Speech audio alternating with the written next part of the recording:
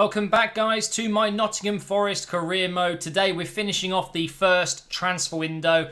As you know, we've played 2 games in the Premier League. We've won 1 and we've lost 1. Leicester beat us, which was a little bit of a shame. But now we're going to jump into the Palace game, which is at home. I'm hoping to win this one, and then we'll finish off the window. We're still looking to sign at least 1 more player. We've sent an offer out, so we'll see what kind of news we get when we finish this match. So you may remember in the last episode we tried out the 3 at the back formation. Well, now I'm going back to my original 4-2-3-1 just to compare them and see how we get on. So Tuanzebe does drop to the bench, and it does mean we've got Geraldes back in at cam.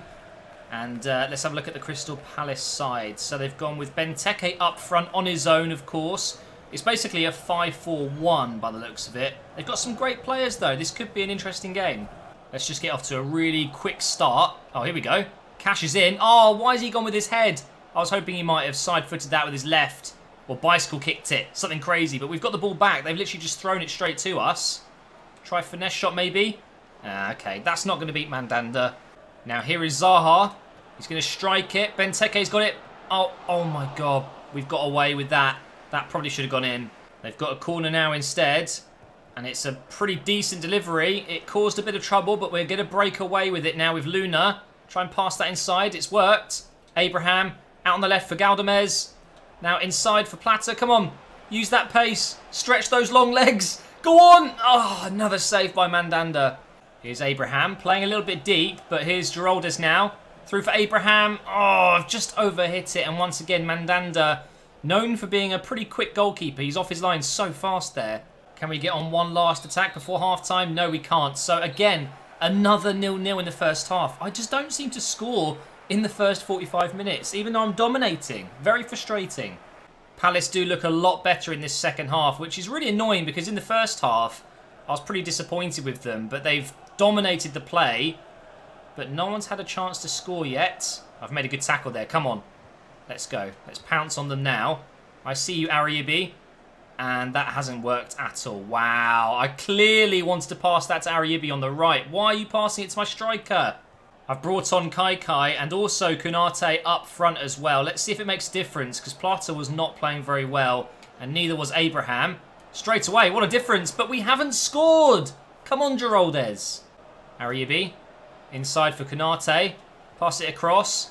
And again, here's Luna. Can he score his first goal? Yes, he can. I was about to say no, it goes wide, but he has scored.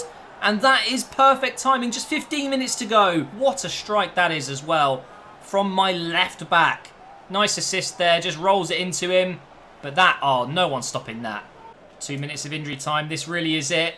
There we go. We've got another win, guys. That is big. That really is big. I think the opening few games of this season I need to win because they're relatively, I wouldn't say easy teams, but they're easier. I mean, you saw October's fixtures in the last episode. You know, the likes of Man United, Arsenal, Tottenham. It's going to be so difficult to win games then. So the more I win now, the better. And unfortunately, guys, it is bad news. They're not interested at all in the deal because we've got Ward as part of it. So we're going to have to take Ward out. The question is, do I try someone else or do I just leave a player out and just go for cash, you know? What do I do in this situation? I think, to be honest, there isn't really anyone else that I'd want to include. So maybe we just go cash. Maybe try... Oh, it's going to have to be around 6, isn't it? Maybe try 250,000. So 6.25 million. Let's see what they say. And just like that, they accept. So I might be slightly overpaying, but to be honest, if it means I can get this done before deadline day, I really don't want this to go to deadline day and then we miss out on him because of the contract, whatever. I'd just rather do it. Even if it means I'm losing, you know, 500,000 or something like that. So we're going to go with, I don't think he'll accept important first team player. So I'm going to go with crucial first team player. I think he gets into the squad. It depends on his rating, of course, but he does look really good. 3 emails and he's accepted. Fantastic. Also, we offered a new contract to Pereira. He wanted a little bit more money. We've got a transfer offer for Jamie Ward. How about that? So Charlton want to sign him. We'll go ahead and do the deal. Leaves us even more money. And that's always a good thing. Let's go ahead and accept the contract. And there we go. We've easily afforded this. We've still got 1 million left and a bunch of wages. So I'm really, really pleased with that. Our rating's gone down to 85 though. Why? Why? What have I done? I don't understand. Let's have a look at his rating, though. So he is 76 rated. Really, really good, well-balanced player. He's going to slot in perfectly. So now, I guess all we need to do is go through deadline day. I think I'm finished. I don't think I need to sign any more players. Lukaku's gone to Tottenham for over £50 million. Koulibaly's gone to Chelsea. Vietto's gone to Everton. They've literally replaced Lukaku with Vietto. We get an offer here for Tyler Walker. I don't really need to let any other players go right now. He might come in handy. You just never know. He was better than Brereton, so that's why I've kept hold of him. Now you can see Jamie Ward has gone. Is anyone going to be going for more than Lukaku? It's very possible. We get a transfer offer for Ryan Yates. I mean, he is a player that I don't necessarily need. But again, he might just come in handy. You never know. And Aguero. Oh my God, he's gone to Bayern for £70 million. That's a lot of money. We get a transfer offer for Teixeira, however you want to say it. I'm going to keep hold of him just because I don't need to sell anyone at this point. Dybala, 96 million to Man United. They don't need a striker. Oh, wow. And that ends the transfer window. Some big signings going through there. Mainly strikers, of course. And that means, oh no, we've got a training injury. 9 days without our main goalkeeper. It does mean a massive £244 million was spent. And here's my youth squad monthly report.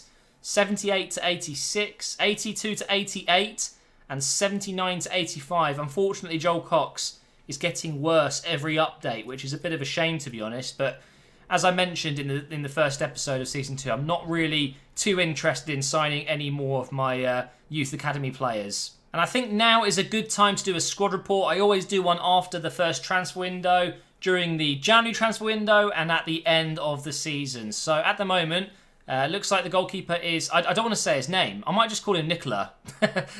He has stayed the same at the moment, but looks like he might go up. You can see 3 of his goalkeeping stats there have grown. Pereira's gone up by 1.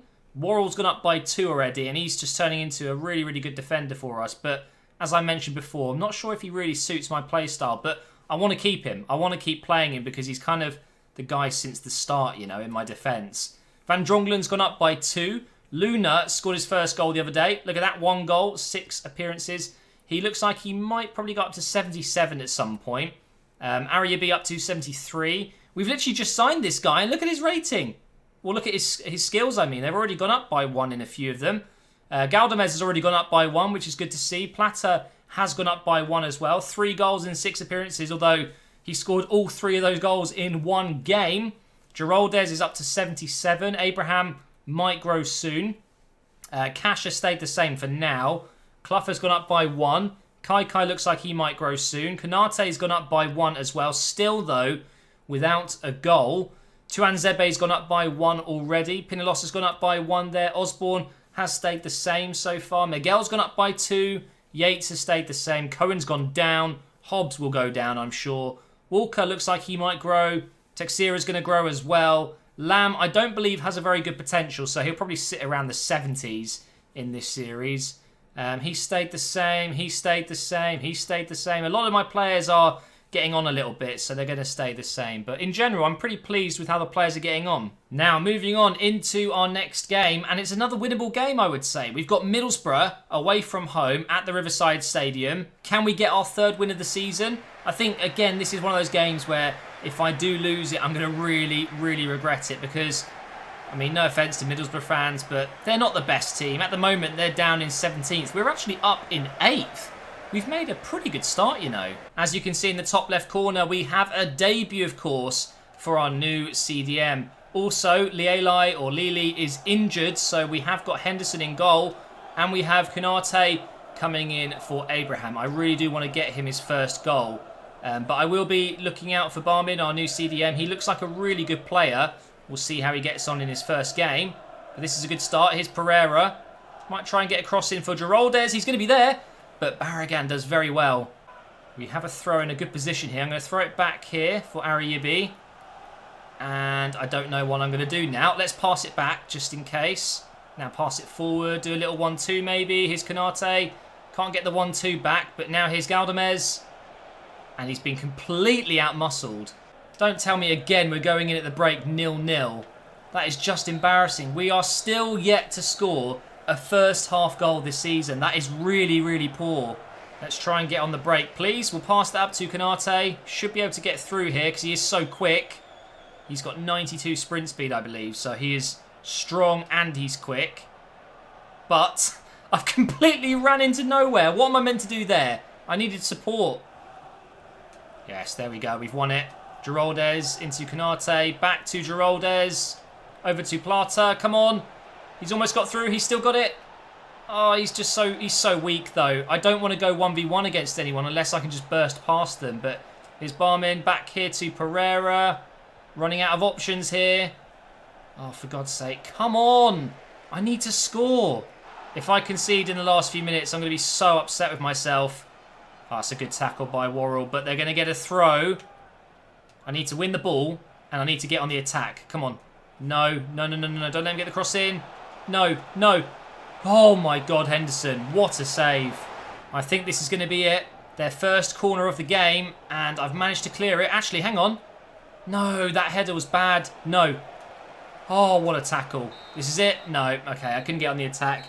I think in the end, a 0-0 might be fair. Oh, I don't know. I hate saying that because 0-0s are never, a good result, to be honest. It's very boring, obviously. But they did really well to defend against me. And to be honest, I did well to defend against them.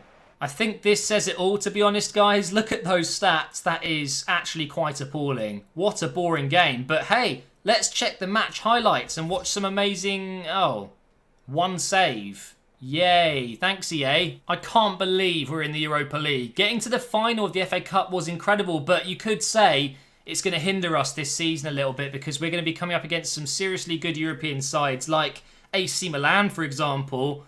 So, God, imagine if we make it through as well. I can't imagine who else will be playing. But this could be slightly detrimental to our season. Obviously, I don't mind playing these games against big teams. It's going to be good fun. But I think fitness-wise, if you look at our fixture list, it's, it's a little bit crazy. I think I can understand why Mourinho was talking about this. It's crazy. But to be honest, it's going to be exciting. I'm looking forward to seeing how we get on against big European teams as well as the Premier League teams.